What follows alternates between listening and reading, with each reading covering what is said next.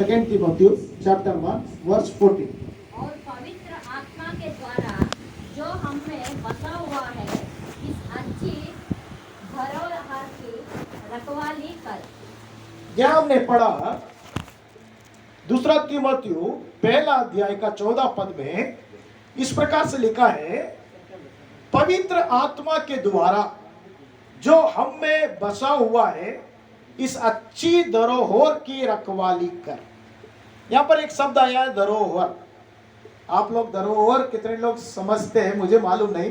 धरोहर मतलब इंग्लिश में हेरिटेज करके दिया गया है, हेरिटेज करके दिया गया है। और हिंदी में मैंने देखा कि उसमें विरासत करके दिया गया। क्या किया है? विरासत। धरोहर मतलब विरासत, हेरिटेज। अच्छी धरोहर मतलब गुड हेरिटेज। अच्छा विरासत में हमको क्या मिला है? पवित्र आत्मा मिला है। हमें लिखा है, देखिए क्या लिखा है वहां पर, पवित्र आत्मा के द्वारा जो हम में बसा हुआ है। पवित्र आत्मा आप में और मुझ में जो बसा हुआ है वो एक अच्छी धरोहर है। इसे गुड हेरिटेज, अच्छा विरासत है। उसकी क्या करना है? हमें रखवाली करना है। पवित्र आत्मा जो हमको मिला है उसकी क्या करना है? हमें रखवाली करना है, क्योंकि परमेश्वर की आत्मा है जो आपको और मुझको परमेश्वर ने दिया है। बिना पवित्र आत्मा का कोई यीशु ही प्रभु करके नहीं स्वीकार कर सकता। बहुत से ईश्वर है, उनमें एक यीशु है करके स्वीकार करेंगे, लेकिन जब पवित्र आत्मा आपको प्रेरित करता है, वही व्यक्ति बोलता है प्रभु यीशु ही प्रभु है। He is only my Lord. He is only Lord. और कोई प्रभु नहीं है। आमेन, हालेलुया। वही एक प्रभु है। तो पवित्र आत्मा को प्रेरित करता है। हम लोग जाकर हर एक स्थानों में सेवक लोग, दास दासी लोग जाके प्रभु का सुसमाचार सुनाते हैं, और कुछ विश्वासी भी प्रेरित होके प्रभु की सेवा में जाके सुसमाचार दूसरों को सुनाते हैं। हम लोग सुसमाचार मात्र सुना सकते हैं, लेकिन उनको कायल करने वाला, उनको प्रेरित करने वाला पवित्र आत्मा है। आमीन, हालेलुया। उनको कौन कायल कर रहा है? पवित्र आत्मा कायल कर रहा है। उनको प्रेरित पवित्र आत्मा कर रहा है। वो प्रेरित करता है, कायल करता है कि तुमने पाप किया है, पाप का अंगीकार कर करके प्रेरित करता है। और वो प्रेरित करता है कि यीशु ही प्रभु है करके प्रेरित करता है। उसे अपना प्रभु करके स्वीकार करके प्रेरित करता है। नहीं तो हमारे बोलने से सब नहीं बदल सकते। जब तक पवित्र आत्मा वहां काम नहीं करेगा तब तक कार्य नहीं होगा। तो पवित्र आत्मा को कार्य करने के लिए हमें स्थान देना है। आमीन, हालेलुया। तो पवित्र आत्मा क्या कर रहा है? एक अच्छी धरोहर है, एक अच्छा विरासत में परमेश्वर ने दिया है। माँ बाप क्या करते हैं? बच्चों के लिए विरासत में धन संपत्ति प्रॉपर्टी सब लिख के रखते कि विरासत में क्या बोलते, बच्चे लोग बोलते मेरे माँ बाप ने, मेरे बाप दादाओं ने, मेरे पूर्वजों ने मुझे विरासत में ये जमीन मिला, ये प्रॉपर्टी मिला, ये गोल्ड मिला करके। लेकिन हमारा पिता परमेश्वर ने हमें विरासत में पवित्र आत्मा दिया है। हमें सारे प्रॉपर्टी से बढ़कर, सारे कैश से बढ़कर, सारे गोल्ड से बढ़कर, सारे चांदियों से बढ़कर वो क्या है? वो एक बड़ा धरोहर है, वो एक बड़ा विरासत है, वो एक बड़ा हेरिटेज है, जिसे परमेश्वर ने पुत्र के द्वारा हमें पवित्र आत्मा को भेजा है। यीशु ने बोला मैं पिता के पास जाकर मैं एक सत्य की आत्मा को भेजूंगा जो तुम्हारे साथ सदा रहेगा और हर सत्य में तुम्हें चलाता रहेगा। आमीन, हालेलुया। तो पवित्र आत्मा हमको दिया गया है, हमारे ऊपर उंडेला गया है, जिससे हम आनंद करते हैं, स्तुति करते हैं, प्रशंसा करते हैं, उसमें भरते हैं, उससे कूदते हैं, और उसके सम्मुख में हम दाऊद के समान नाचते हैं, गाते भी हैं। जो पवित्र आत्मा में फ्लोइंग होते हैं तो पवित्र आत्मा का वहां कार्य होते हुए हमें दिखाई देता है। पवित्र आत्मा बहुत सी गुप्त बातों को प्रकट करता है। हमें दर्शन देता है, हमें भविष्यवाणी देता है, हमें अन्य अन्य भाषाएं देता है, उसका अनुवाद देता है, आत्मा परखने का वरदान देता है, समझ का वरदान देता है, ज्ञान का वरदान देता है, विश्वास देता है, सामर्थ्य देता है, अभिषेक देता है। पवित्र आत्मा हमारे अंदर में इसलिए दिया गया है कि हम दो कार्य करना है। हमें हालेलुया। हमारे देश में और दुनिया भर में हम सिक्का को देखते हैं। सिक्का आपने देखा है ना, कॉइन्स, उसके दो पहलू होते हैं। कॉइन्स के दो पहलू होते हैं, सिक्के के दो पहलू होते हैं। अगर एक पहलू नहीं है तो कॉइन्स वैलिड नहीं है। एक सिक्का में एक तरफ छपा नहीं है तो वो वैलिड नहीं है। तो दो पहलू होते हैं कॉइन के, वैसे ही पवित्र आत्मा हमें जब उंडेला गया है, दोनों तरफ बराबर होना जरूरी है, प्रिंट होना जरूरी है।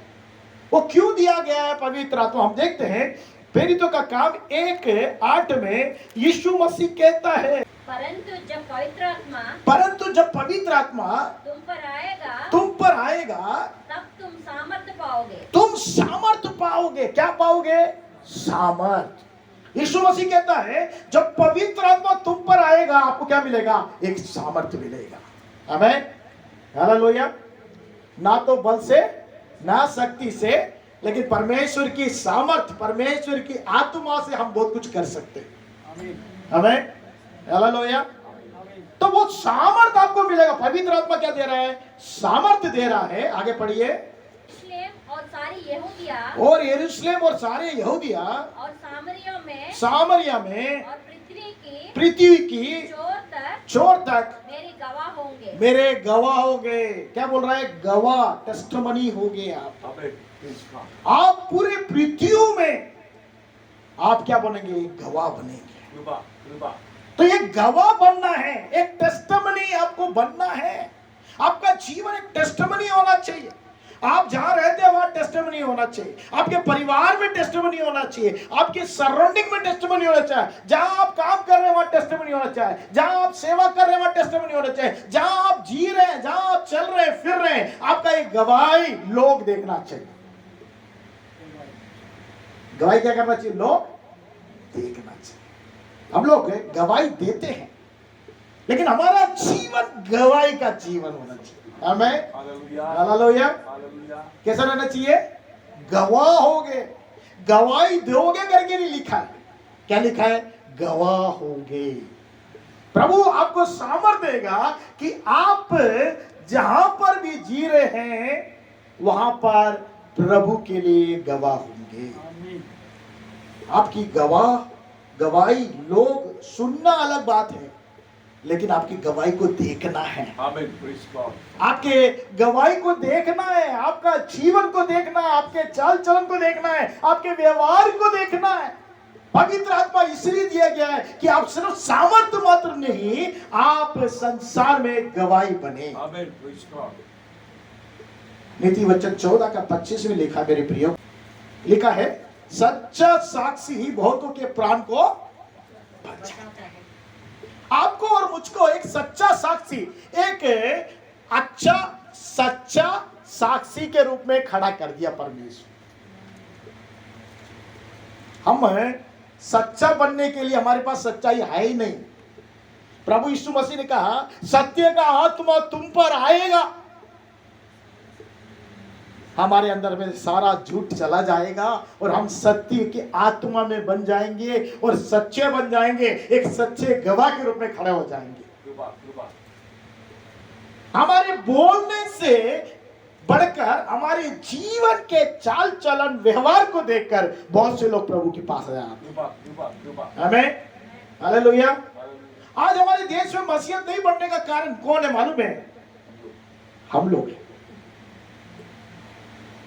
नहीं तो हमारा देश पूरा मसीह देश हो जाता, क्योंकि हमारे जीवन में हम गवाही बहुत देते हैं।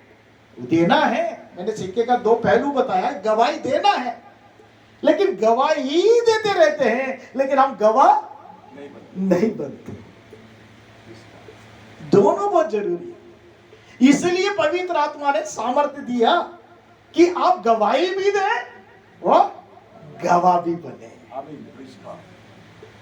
दोनों जरूरी है, दोनों के लिए सामर्थ बहुत जरूरी है, दोनों के लिए पवित्र आत्मा का सामर्थ और अभिषेक का जरूरत है। हम गवाही बनने के लिए भी और गवाही देने के लिए भी, दोनों पहलू बराबर रहना चाहिए, तब ही वो वैलिड सिक्का है। हमारा जीवन दोनों बराबर रहना चाहिए मेरे प्रिय, तभी वो वैलिड बना रहेगा। अगर बराबर नहीं रहेगा तो वैलिड नहीं रहेगा। कार में 2 चक्का रहता आगे, सिर्फ एक चक्का अकेले रहेगा तो कार चलेगा क्या? नहीं चलेगा। दोनों कार के चक्के क्या होना चाहिए? बराबर होना चाहिए। कभी बहकता है तो क्या करते हैं अपन लोग? उसको जाके कार को जाके उसको व्हील बैलेंसिंग करते, सब कुछ करते हैं, क्योंकि वो क्या बहक रहा है कार, और एक तरफ टायर हवा ज्यादा भर दिया तो एक तरफ से उठ रहा है, एक तरफ दब रहा है, तो क्या करते हैं? उसको बैलेंसिंग करते हैं। जब कार बैलेंस करने की जरूरत है, हमारा जीवन भी बैलेंस होना चाहिए। आमीन। दोनों तरफ बराबर होना चाहिए। सिर्फ गवाही ही देते नहीं जाना है, हम जहां पर है गवाह भी रहना है। इसलिए यीशु मसीह ने कहा कि तुम ठहरे रहो, जब पवित्र आत्मा तुम पर आएगा तुम क्या करोगे? सामर्थ पाओगे, और यरूशलेम में, समारिया में, यहूदिया में, संसार भर में तुम लोग क्या बनोगे? मेरे लिए गवाह बनोगे। उसके बाद प्रभु यीशु मसीह ने हमारा यीशु समाचार 20वां अध्याय 21-22, यीशु ने फिर उनसे कहा तुम्हें शांति मिले। जैसा पिता ने मुझे भेजा है, जैसा पिता ने मुझे भेजा है वैसे ही मैं भी तुम्हें भेजता हूँ। मैं भी तुम्हें भेजता। यीशु मसीह कहता है जैसे पिता ने मुझे इस जगत में भेजा है कि पिता के बारे में बताओ, वैसे मैं भी तुम्हें भेजता हूँ। पढ़िए। यह कहकर उसने उन पर फूका और उनसे कहा पवित्र आत्मा लो। यीशु मसीह कहता है, फूकता है उनके ऊपर कि तुम्हें ऐसे ही नहीं भेज सकता मैं, पवित्र आत्मा को पालो, लो, सामर्थ पाओ, और जाके क्या करो? जैसे पिता ने मुझे भेजा तुम्हें मैं भेजता हूं। यीशु मसीह ने सेवा शुरू किया मेरे प्रियो, और बपतिस्मा लेने के बाद यीशु मसीह ने क्या किया? प्रार्थना किया, बाहर निकलकर पवित्र आत्मा उसके ऊपर उतरा। उसके बाद वो सेवा करना शुरू किया। तो आपको पवित्र आत्मा की सामर्थ्य की आवश्यकता है।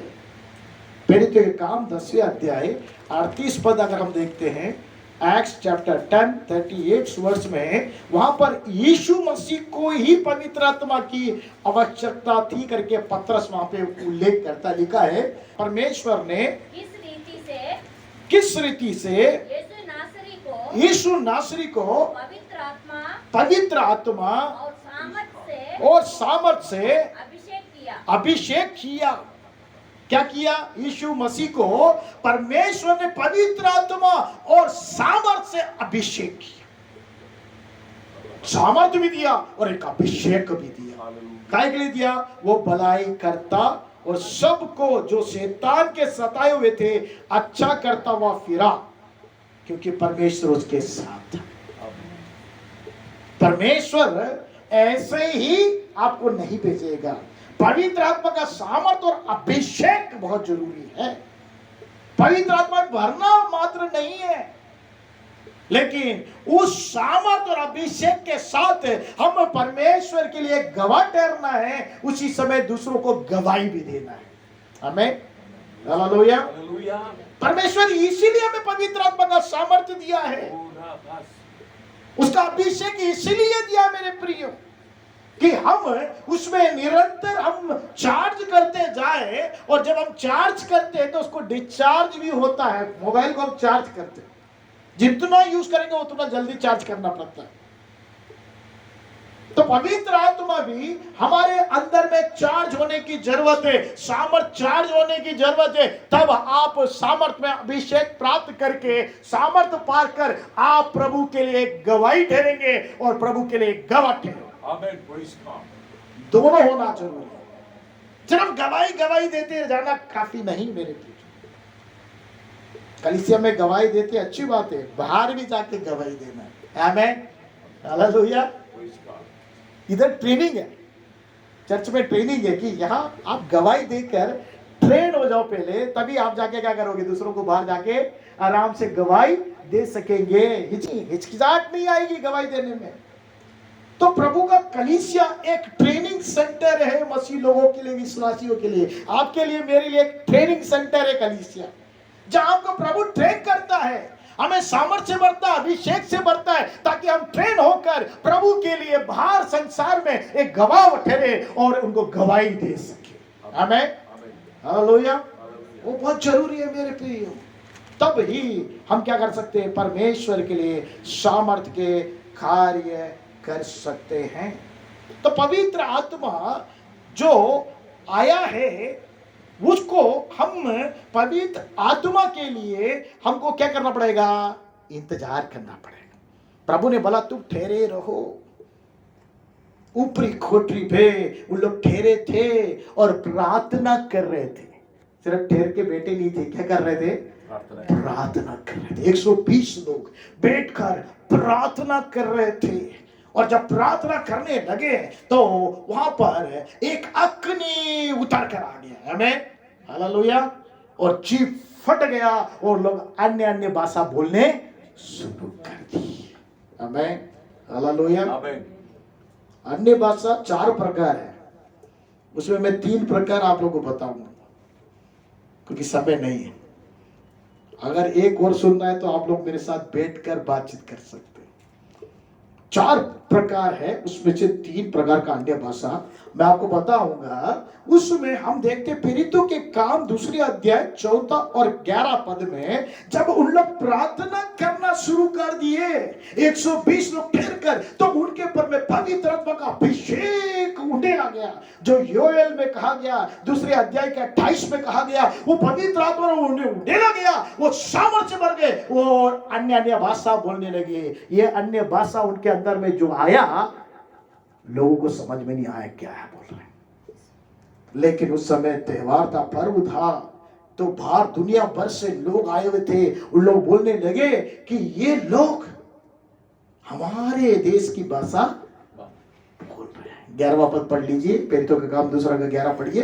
अर्थात यहूदी और यहूदी मत धारण करने वाले, हाँ जी, क्रेती और अरबी भी है, परंतु अपनी अपनी भाषा में उनसे परमेश्वर के बड़े बड़े कामों की चर्चे सुनते हैं। चर्चे सुनते हैं, वहां पर वो लोग सुन रहे हैं, अन्य भाषा बोल रहे हैं, लेकिन वहां के लोग जो बाहर से आए हैं उसकी चर्चा सुन रहे हैं। इनको तो समझ में नहीं आ रहा, लेकिन दूसरों के लिए नोन टंग है।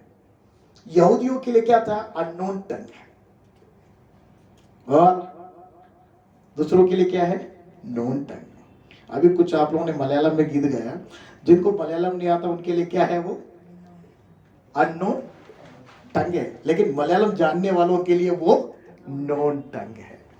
यही एक आत्मा का सामर्थ वहां पर उतरा और वो अन्य अन्य भाषा बोलना शुरू कर दिए। और आगे हम देखते हैं, पौलुस लिखता है पहले कुरिन्थियों में 14 अध्याय में, अगर हम पढ़ते हैं 14 के 2 में पढ़िए। क्योंकि जो अन्य भाषा में बातें करते हैं वो मनुष्यों से नहीं परंतु परमेश्वर से बातें करते हैं। किससे बातें करते हैं, परमेश्वर से, मनुष्य से नहीं बात करते। ये जो अन्य भाषा है मनुष्य को समझ में नहीं आएगा। आमीन, हालेलुया। पहला अन्य भाषा दूसरों को समझ में आया, लेकिन उन लोगों को समझ में नहीं आया। यहां पर जो दूसरा बात पौलुस कह रहा है, ये मनुष्य से बात नहीं कर रहे। किससे बात कर रहे हैं, परमेश्वर से बात कर रहे हैं। इसे मनुष्य को समझ में आने की जरूरत नहीं है। ये दूसरा एक टंग है जो परमेश्वर से बात कर रहे हैं। इसी में 4th वर्ष भी पढ़ लीजिए, 4था पद। जो अन्य भाषा में बातें करते हैं वो अपनी ही उन्नति करता है। वो अपनी ही उन्नति करे। जो अन्य भाषा में बात करता है, जो परमेश्वर से बात कर रहा है, किसकी उन्नति कर रहा है? अपनी। आपकी उन्नति होना है, आत्मिक रीति से उन्नति होना है, संसारिक रीति से उन्नति होना है। आपको अन्य भाषा मांगना चाहिए और प्रभु से मांगना चाहिए कि प्रभु मुझे अन्य भाषा का वरदान दे, ताकि मैं अन्य भाषा में मैं प्रार्थना करूं, जिससे क्या होगा? मेरी उन्नति होगी। उन्नति के लिए अन्य भाषा दी गई है। आपकी उन्नति सिर्फ कलीसिया में नहीं, जहां भी आपको मौका मिले, अकेले हैं तो प्रभु के अन्य भाषा में आप जब स्तुति और प्रशंसा करना शुरू कर देते, परमेश्वर से आप बात करना शुरू कर दे, आपकी उन्नति होना शुरू हो जाती है। आगे और पढ़िए, 1 कोरिन्थियों 14:14। हाँ, इसलिए यदि मैं अन्य भाषा में प्रार्थना करूं तो मेरी आत्मा प्रार्थना करती है, परंतु मेरी बुद्धि काम नहीं देती। मेरी बुद्धि काम नहीं करती, मेरा दिमाग क्या नहीं कर रहा? काम। ये जो अन्य भाषा है, प्रभु समझता है, आपका दिमाग भी नहीं समझता। आप जो अन्य भाषा बोल रहे हैं, आपका बुद्धि काम नहीं कर रहा।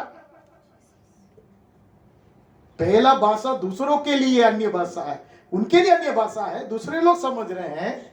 मैं आप लोग कंफ्यूज नहीं हुए, समझा रहा हूं मैं फिर से। पहला जो अन्य भाषा जो 120 लोगों के ऊपर उतरा, वो जो अन्य भाषा था उनके लिए अन्य भाषा था, 120 वाले लोगों के लिए। लेकिन जो दूसरे दुनिया से आए हुए थे, उनकी भाषा वो बोल रहे थे। अभी भी अगर मैं तेलुगु में बोलूं, यहाँ पे ब्रदर है, वो उनको क्या आएगा? तेलुगु समझ में आएगा, लेकिन मेरे को समझ में नहीं आएगा, क्योंकि मेरे को तेलुगु नहीं आता, और आपको भी समझ में नहीं आएगा क्योंकि आपको तेलुगु नहीं आता। लेकिन उनके लिए नोन टंग है, और हमारे लिए, सबके लिए क्या है? अननोन टंग है। वो टंग आकर उतरा 120 लोगों के ऊपर। यहां जो पौलुस जिस अन्य भाषा की बात कर रहा है, वो आपके लिए और मेरे लिए उन्नति के लिए दिया गया है। और हम परमेश्वर के सम्मुख में अन्य भाषा बोलते हैं, प्रभु सुनता है, हमारी आत्मिक उन्नति करता है, हमारी आत्मा परमेश्वर से बात करती है, लेकिन हमारी बुद्धि काम नहीं करती।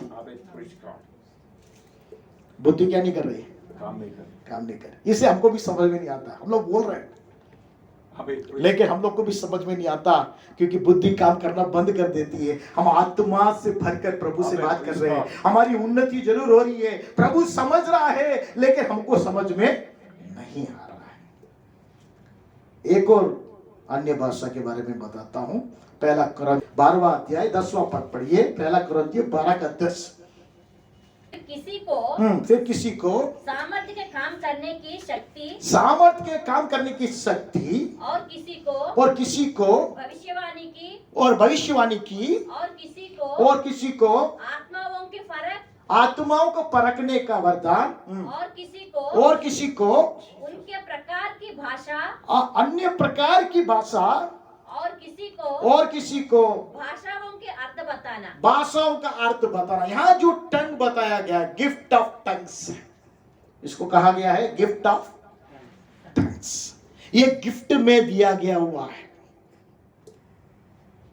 सामर्थ का काम गिफ्ट है, भविष्यवाणी एक गिफ्ट है, समझ की विजडम गिफ्ट है, नॉलेज गिफ्ट है, फेथ गिफ्ट है, हीलिंग गिफ्ट है, वंडर्स गिफ्ट है, टंग्स गिफ्ट है। कंफ्यूजन नहीं होना। ये जो गिफ्ट ऑफ टंग्स है, इसका इंटरप्रिटेशन होता है। इंटरप्रिटेशन मतलब इसका अनुवाद होता है। गिफ्ट ऑफ टंग्स, इसमें लिखा है कि ये जो गिफ्ट ऑफ टंग्स है, इसका अनुवादक, जिनको सामर्थ्य है अनुवाद करने का, वो अनुवाद कर सकते हैं, ट्रांसलेशन कर सकते हैं। मैंने अभी पहले भी बताया, अगर मैं तेलुगु में बोलना शुरू कर दिया, आप लोगों को समझ में नहीं आया, ब्रदर को बोलूंगा आगे खड़े हो जाएं, तो मैं तेलुगु में बोल रहा, आपके लिए अननोन टंग है, मेरे लिए अननोन टंग है, मैं क्या बोल रहा हूं मुझे नहीं मालूम। ब्रदर को बोलेंगे ट्रांसलेट करें, तो वो ट्रांसलेट करेंगे तो आपको भी समझ में आएगा, मेरे को भी समझ में आएगा, क्योंकि उनके लिए वो नोन टंग है। ये 120 लोगों के ऊपर उतरा। और एक अननोन टंग है जो आप परमेश्वर से बात करते हैं, जिसमें आपकी उन्नति होती है। Amen. Praise God. आपका बुद्धि काम नहीं करता। Amen. Praise God. अब तीसरा जो हम अननोन टंग देख रहे हैं, ये अननोन टंग ये है, ये गिफ्ट ऑफ अननोन टंग है। अगर आपको, वही पौलुस कहता है कि आपके पास अन्य भाषा है तो अनुवाद के लिए भी प्रार्थना करो, जिससे कि कलीसिया की उन्नति हो। आमेन, हालेलुया। ये गिफ्ट ऑफ टंग्स को आप अनुवाद कर सकते हैं, वो कलीसिया की उन्नति होती है। प्रभु जो गिफ्ट ऑफ टंग्स देता है उसी का अनुवाद हो सकता है। अननोन टंग जो प्रभु से हम बात कर रहे हैं उसको अनुवाद नहीं कर सकता कोई। तो 3 प्रकार का अननोन टंग हमने देखा, जो पवित्र आत्मा का वरदान के द्वारा हमें मिलता है। ये विरासत में हमें मिला है, ये हेरिटेज है, गुड हेरिटेज, अच्छा विरासत है, अच्छा धरोहर है, इसको हमें संभाल के रखना है। आमेन, हालेलुया। ये अच्छा धरोहर परमेश्वर ने आपको और मुझको दिया है, इसे हमें संभालना है। क्यों दिया है परमेश्वर ने? पढ़ेंगे इफिसियों की पत्री 4 अध्याय 30वां पद पढ़ेंगे। परमेश्वर की पवित्र आत्मा को शोकित मत करो। शोकित मत करो, हिंदी में बहुत बढ़िया शब्द इस्तेमाल किया गया है, शोकित मत करो, जिससे तुम पर छुटकारे के दिन के लिए छाप दी गई है। हम लोग क्या करते हैं, एक सील दिया गया है, पवित्र आत्मा का सील आपके और मेरे ऊपर परमेश्वर ने सील लगाया। छाप का मतलब है सील। गवर्नमेंट के डिपार्टमेंट से कुछ सैंक्शन होता है, सील लगा के साइन करना जरूरी है, तभी वो क्या होगा, सैंक्शन या वैलिड होगा। तो परमेश्वर ने एक सील लगाया आपके ऊपर, एक छाप लगाई है। वो छाप क्या है? पवित्र आत्मा का छाप है, आपके छुटकारे के दिन के लिए। जब प्रभु यीशु बदल में आएगा, किसका छुटकारा होगा? जो पवित्र आत्मा का छाप लिए होंगे उसका छुटकारा होगा। आमेन, हालेलुया। इसलिए पवित्र आत्मा का सामर्थ हमें जरूरी है, उसका अभिषेक हमें जरूरी है, उसका छाप हमारे ऊपर में जरूरी है। उसको क्या नहीं करना है? शोकित नहीं करना। हिंदी में मेरे को बड़ा अच्छा लगता है, दुखित करना अलग है, शोकित होना अलग है। पता नहीं आप लोग जो लैंग्वेज यूज करते हैं उसमें कैसे लिखा है, लेकिन यहां पे हिंदी में बहुत बढ़िया लिखा है। हम दुख देते रहते हैं पवित्र आत्मा को, जब हम प्रभु के अनुसार जीवन नहीं जीते हैं, गवाही का जीवन नहीं देते हैं। जो पवित्र आत्मा हमारे अंदर में आया है उसको हम दुखित करते रहते हैं। और जब पवित्र आत्मा शोकित हो जाता है ना, क्या करेगा? आपको छोड़कर चला जाएगा। मैं आपको एक गुप्त बात बताता हूं, जब पवित्र आत्मा उतरता है लोगों के ऊपर, सबको पता चलता है। आमेन, हालेलुया। उतरता सबको पता चलता है कि नहीं? उनको भी पता चलता, शेक होने लगते हैं, कुछ लोग तो संभाल नहीं पाते, कूद जाते हैं, कूदने लगते हैं, कंट्रोल नहीं कर पाते हैं। उनको भी पता चलता है, दूसरों को भी पता चलता है। और जब पवित्र आत्मा उनको छोड़ के चले जाता है, उनको भी पता नहीं चलेगा, दूसरों को भी पता नहीं चलेगा। शाऊल को परमेश्वर ने जब अभिषेक किया, वो दूसरा व्यक्ति बन गया जब उसके ऊपर अभिषेक आया। लेकिन जब परमेश्वर की आज्ञा नहीं मानी उसने, उसकी आत्मा को शोकित कर दिया, शाऊल राजा को छोड़कर पवित्र आत्मा चला गया, राजा शाऊल को पता ही नहीं चला। समझ रहे आप? शाऊल राजा के बारे में जानते हैं आप, पहला राजा इजराइल का, जो सामुएल ने उसको क्या किया? अपॉइंट किया, उसको अभिषेक किया। जब अभिषेक किया, वो दूसरा प्रकार का व्यक्ति बन गया। एक सामर्थ उसके अंदर में उतरा, उसके अंदर पवित्र आत्मा का ऐसा सामर्थ हुआ है, दूसरा व्यक्ति बन गया वो। लेकिन जब परमेश्वर की आज्ञा नहीं मानी, शोकित कर दिया पवित्र आत्मा को, उसके अंदर से वो क्या चला गया? पवित्र आत्मा चला गया। लेकिन दुष्ट आत्मा आते समय पता नहीं चलता, दुष्ट आत्मा आते समय पता नहीं चलता। लेकिन एक व्यक्ति को छोड़ के जब जाता है ना तो सारे लोगों को पता चलता है। आमीन, हालेलुया। कलीसिया में जब किसी व्यक्ति को दुष्ट आत्मा पकड़ा हुआ है लेके आते हैं तो वो क्या करने लगता है, सब लोगों को पता चल जाता है कि इसके अंदर में क्या है, दुष्ट आत्मा है। आज उसको जब आया उसको पता नहीं, लेकिन जब उसको परेशान करना शुरू किया तो उसको पता चला, उसको पीड़ित करने लगा, पता चला। और उसके बाद जब उसमें से निकालने के लिए दासों ने प्रार्थना करना शुरू किया, उसको जब छोड़कर गया तो सबको पता चल गया। पवित्र आत्मा जाते समय किसी को पता नहीं चलता, लेकिन शैतान दुष्ट आत्मा छोड़कर जाते समय सबको पता चलता है। पवित्र आत्मा आते समय सबको पता चलता है, जाते समय पता नहीं चलता। शाऊल के अंदर में जब प्रभु का आत्मा आया तो शाऊल को पता चला, लोगों को पता चला कि ये दूसरा प्रकार का एक व्यक्ति हो गया है, वो राजा बन गया है, उसने बड़े युद्ध किया, सामर्थ्य के कार्य किया, पराक्रम का कार्य किया। जब परमेश्वर की आज्ञा ना माने, उसको शोकित करा, उसके अंदर से जब आत्मा निकल गया और जब दुष्ट आत्मा आया तो सबको पता चल गया कि शाऊल के अंदर में क्या आ गया, दुष्ट आत्मा आ गया है। और ऐसे व्यक्ति को ढूंढने लगे जिसके अंदर में परमेश्वर की आत्मा वास करती है, वो आकर वीणा बजाए, हिंदी में लिखा है वीणा बजाए, तो उसको क्या होगा, शांति मिलेगी। तो कौन मिला, कीसा का लड़का दाऊद को उन्होंने बोला, उसके ऊपर में क्या है, परमेश्वर की आत्मा है। जब वो वीणा बजाता है तो क्या होता है, उसको शांति मिलेगी करके दाऊद को लेकर आए शाऊल के पास। मेरे प्रिय, तो पवित्र आत्मा को कभी हमें क्या नहीं करना है, शोकित नहीं करना है, क्योंकि हमारा जो मंदिर, परमेश्वर का आत्मा ठहरने वाला मंदिर कौन है, हम लोग हैं। हमारे अंदर में कौन ठहरता है, परमेश्वर का आत्मा ठहरता है। पत्नी को पता नहीं चलेगा, पति को पता नहीं चलेगा, माँ बाप को पता नहीं चलेगा, बच्चों को पता नहीं चलेगा, लेकिन पवित्र आत्मा को सब मालूम है। आप जहां भी जा रहे हैं, जो भी बोल रहे हैं, जो भी देख रहे हैं, जो भी कार्य करें, किसी छुपा नहीं है। हेलो, किसी छुपा नहीं है, पवित्र आत्मा से छुपा है नहीं, वो हमारे अंदर में वास कर रहा है।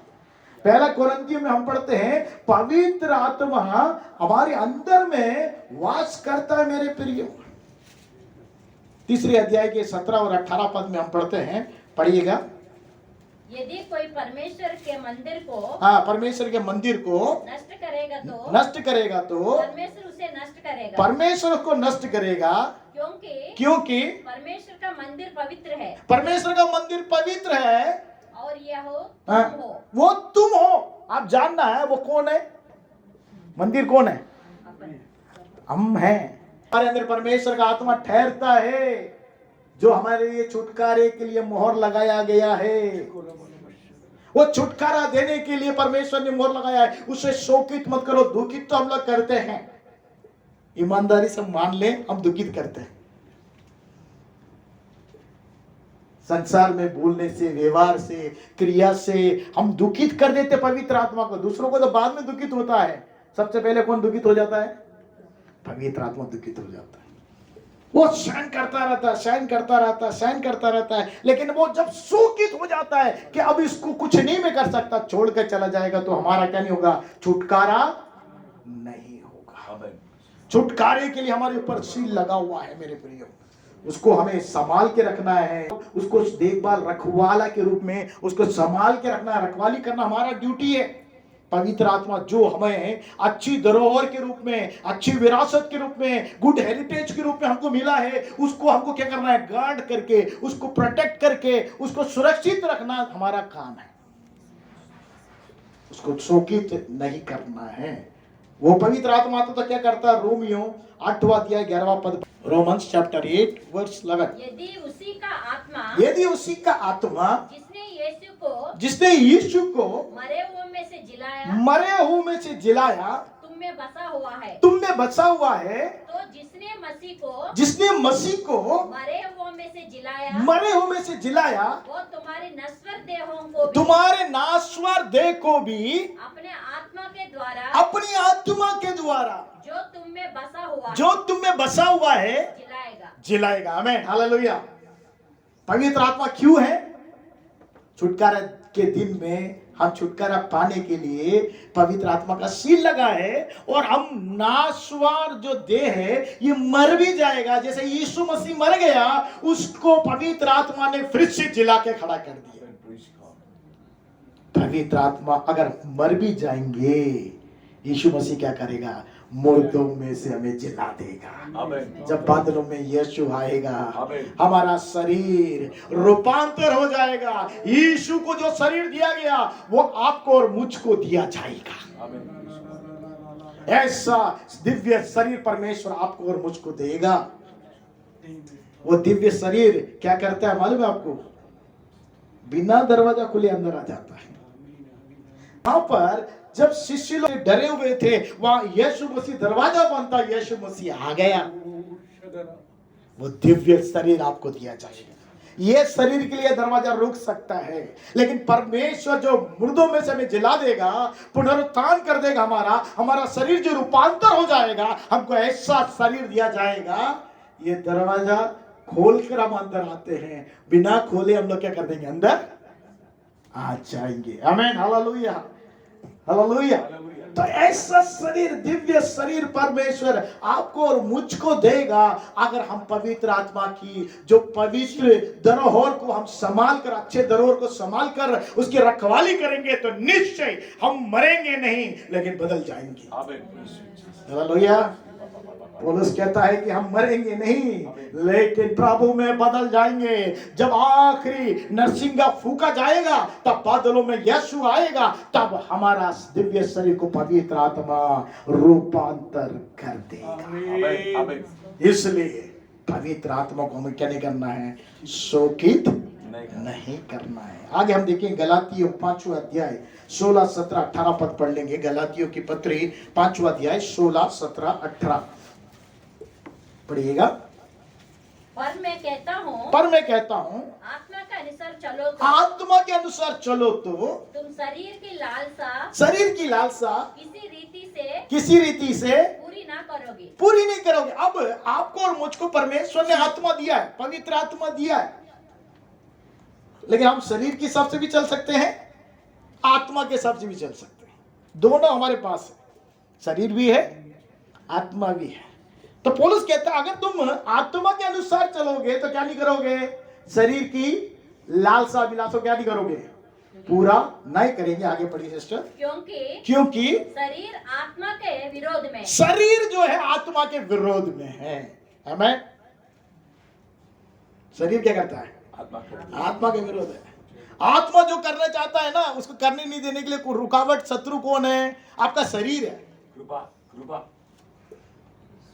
बाहर के शत्रु को तो हम लोग जय प्राप्त कर लेते, एक शत्रु अंदर ही बैठा है, शरीर हमारा शत्रु है। आदम और हव्वा ने जब पाप किया तो शरीर क्या हो गया? पापमय हो गया। एक लॉ हमारे शरीर में है। आत्मा तो उत्साहित होता है। प्रभु यीशु मसीह ने भी कहा आत्मा तो तैयार है, लेकिन शरीर क्या है? निर्बल है। शरीर क्या करता है? आपका एक शत्रु है। बाहर वाले शत्रु को अपन पहचान लेते हैं, शैतान को, शत्रु को, लेकिन हमारे अंदर में एक शत्रु है। कौन है? शरीर है। आत्मा कहता है कि उठो, प्रार्थना करो। उसको प्रार्थना करने में, वचन पढ़ने में और कलीसिया जाने में, संगति करने में, पवित्र आत्मा में भरने में, सामर्थ्य पाने में उसको अच्छा लगता है, लेकिन हमारा शरीर क्या नहीं करता है? टॉलरेट नहीं करता। एक शत्रु है। आगे पढ़िए। और आत्मा शरीर के विरोध में, आत्मा शरीर के विरोध में लालसा करता है, और ये एक दूसरों के विरोधी है। एक दूसरे के विरोधी है। कौन विरोधी है? आत्मा, शरीर। हेलो, सुन रहे आप लोग? समझ में आ रहा आपको? आपका शरीर है, आपके शरीर में आत्मा आया है। आत्मा शरीर का विरोधी है। बाहर वाले विरोधी से हम लोग इजीली जय प्राप्त कर सकते हैं। हमें क्योंकि दिखता है उससे सीधे हम गुस्सा मार सकते हैं, लड़ाई कर सकते हैं, लेकिन अंदर ही एक शत्रु है हमारे अंदर शरीर में और एक आत्मा में। ये दोनों एक दूसरे से क्या कर रहा है? युद्ध करता है। इसलिए 25वां पद भी पढ़ लीजिए उसी में, 5वें अध्याय का 25, गलातियों 5 का 25। यदि हम आत्मा के द्वारा जीवित है तो आत्मा के अनुसार चले बे। आत्मा के अनुसार चले भी। अगर हम आत्मा से जीवित है तो क्या करना चाहिए? आत्मा के अनुसार चलना चाहिए। लेकिन शरीर तो चलने नहीं देता ना। हेलो, सुन रहे हैं आप लोग? शरीर क्या नहीं करता? टॉलरेट नहीं करता, सुनने नहीं देता। उसकी आवाज अलग है। वो बोलता है थोड़ा अच्छा आराम करो, उसको अच्छे से खाना खिलाओ, अच्छा पिलाओ, उसको अच्छा पुष्ट करो। शरीर के बारे में ही सोचता रहता है, आत्मा के बारे में वो कभी नहीं सोचता। वो एक दूसरे का विरोधी है। अगर वो कह रहा है, पौलुस कह रहा है कि तुम आत्मा के व्यक्ति हो तो आत्मा के अनुसार चलो। चलने के लिए तो रुकावट है आपके अंदर में, उसको आप कैसे जी पाएंगे? गलातियों 5 का 24। और जो मसीह यीशु के हैं, अगर आप मसीह यीशु के हैं, उन्होंने शरीर को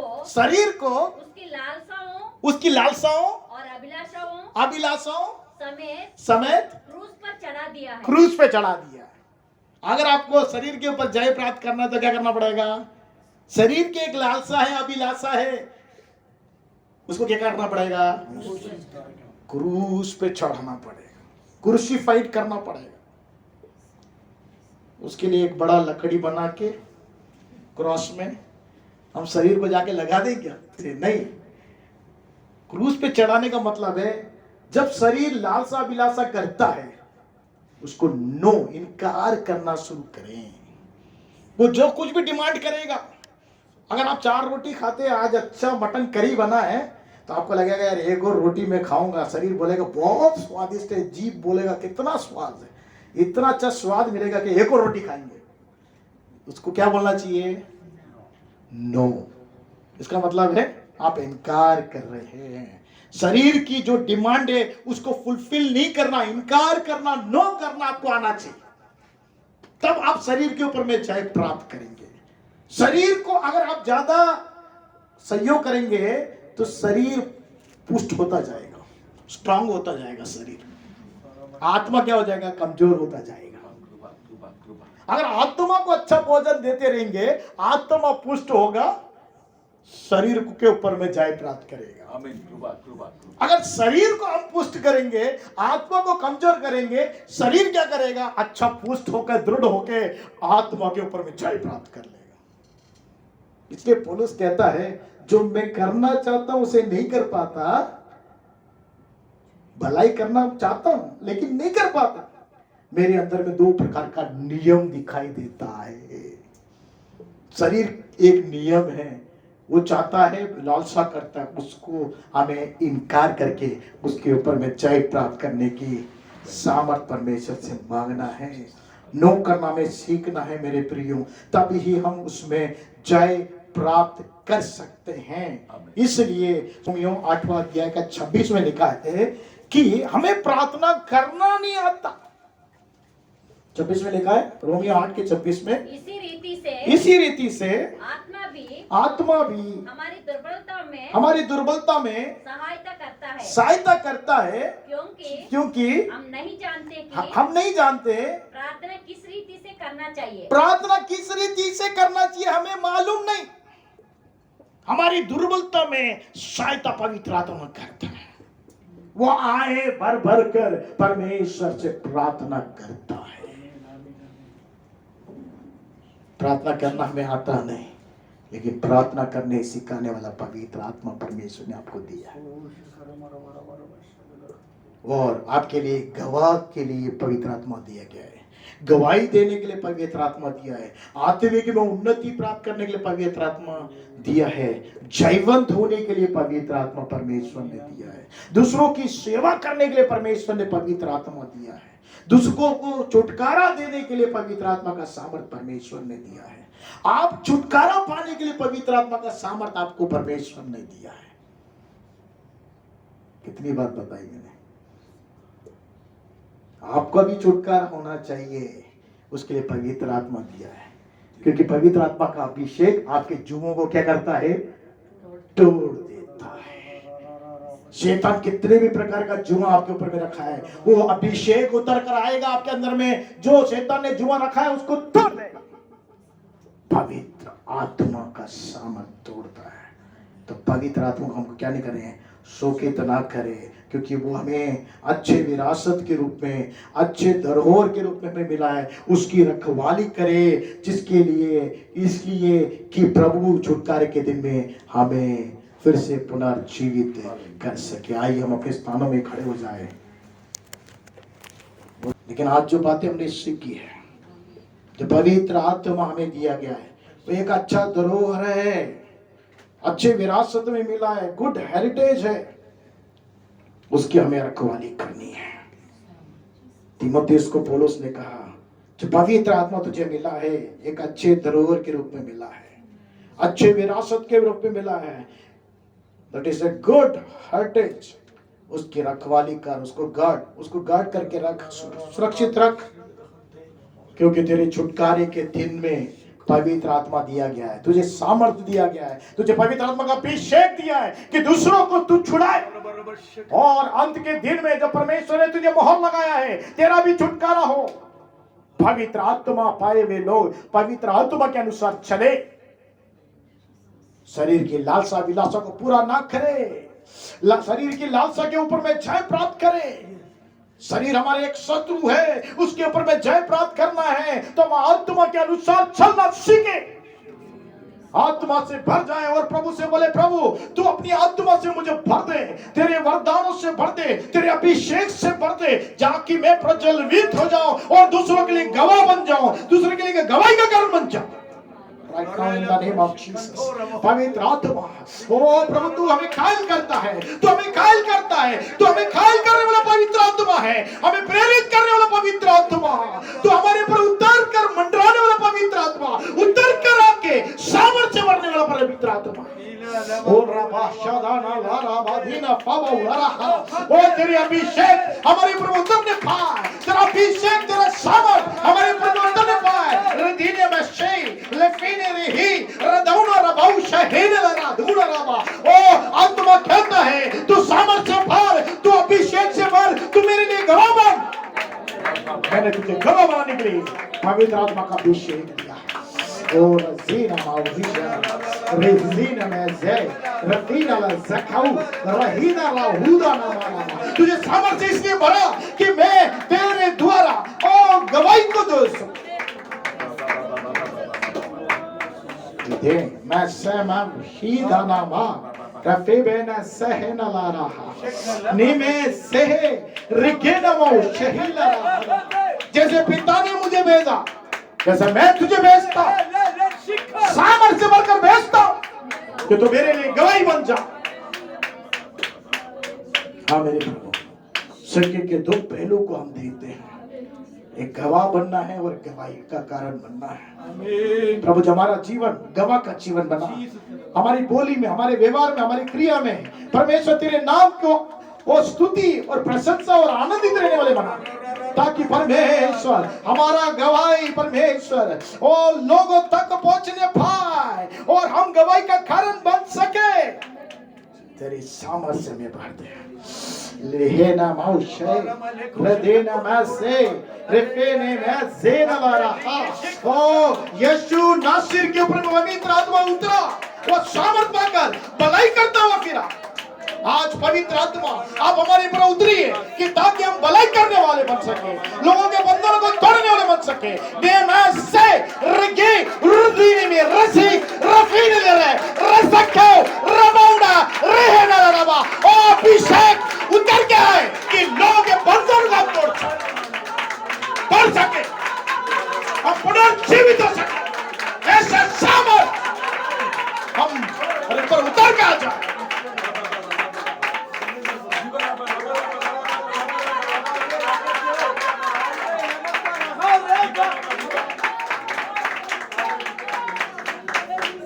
प्रभु तेरे अग्नि से हमें शैतान के चालों को जलाने के लिए, हमारे शत्रु के चालों को जलाने के लिए तेरा अग्नि का अभिषेक हमारे ऊपर उतरना अग्नि का अभिषेक। प्रभु तूने कहा मैं पवित्र आत्मा से अग्नि से भर दूंगा।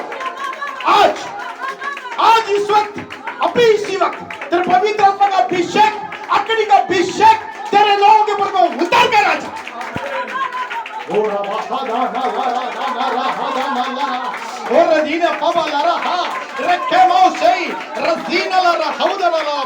अच्छे धरोहर को हम संभाल के रख सके, उसको सुरक्षित रख सके, ताकि तेरी नाम की बड़ाई हमारे जीवन के द्वारा।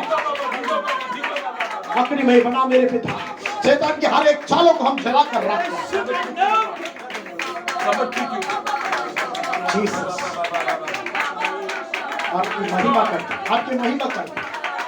आपने दिए हुए प्रकाशन के लिए धन्यवाद, आपने दिए हुए प्रकाशन के लिए धन्यवाद, आपने दिए हुए सामर्थ के लिए धन्यवाद, आपने दिए हुए अभिषेक के लिए धन्यवाद।